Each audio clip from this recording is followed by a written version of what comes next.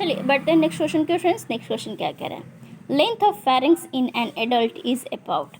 जो लेंथ होता है फेरिंग्स का वो एडल्ट में कितने होते हैं?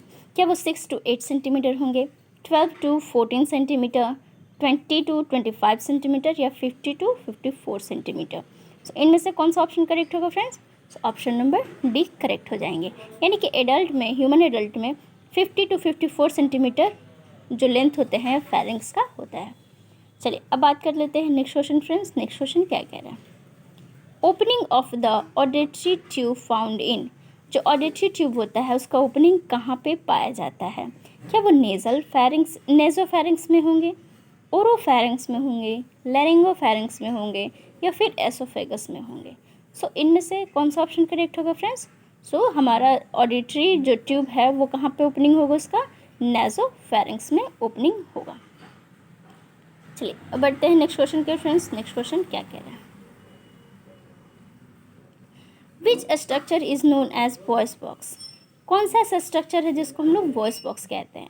क्या वो फेरिंग्स होंगे, लैरिंग्स होंगे, एसोफेगस होगा या फिर इंटरकोस्टल मसल्स होंगे?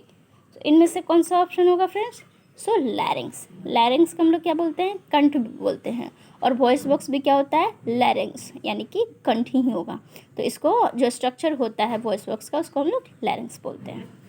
चलिए नेक्स्ट बात कर लेते हैं, Adam's apple is more prominent in. जो एडम्स एप्पल है वो मोर प्रोमिनेंट कहाँ देखने को मिलता है, यानी किस पर्सन में हमें देखने को मिलेगा?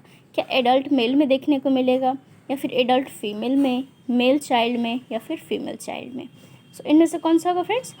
ऑफ कोर्स मेल में देखने को मिलेगा। यानी कि जो एडम्स एप्पल होते हैं वो सबसे ज़्यादा उभार किस में देखने को मिलता है? सो एडल्ट मेल हैं उनमें देखने को मिलता है।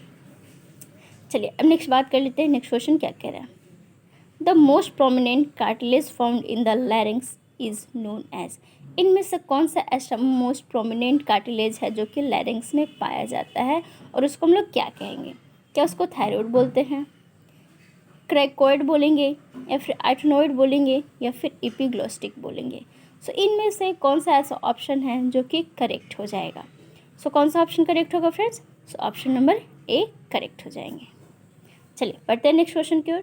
The hyaline cartilage of the larynx are except thyroid, cricoid, arytenoid या फिर एपिग्लोटिस। सो इनमें से कौन सा होगा friends? Epiglottic are the except of the larynx of the cartilage hyaline cartilage. So video को लाइक कीजिएगा, शेयर कीजिएगा एंड कमेंट कीजिएगा, चैनल को सब्सक्राइब करना ना भूलिएगा।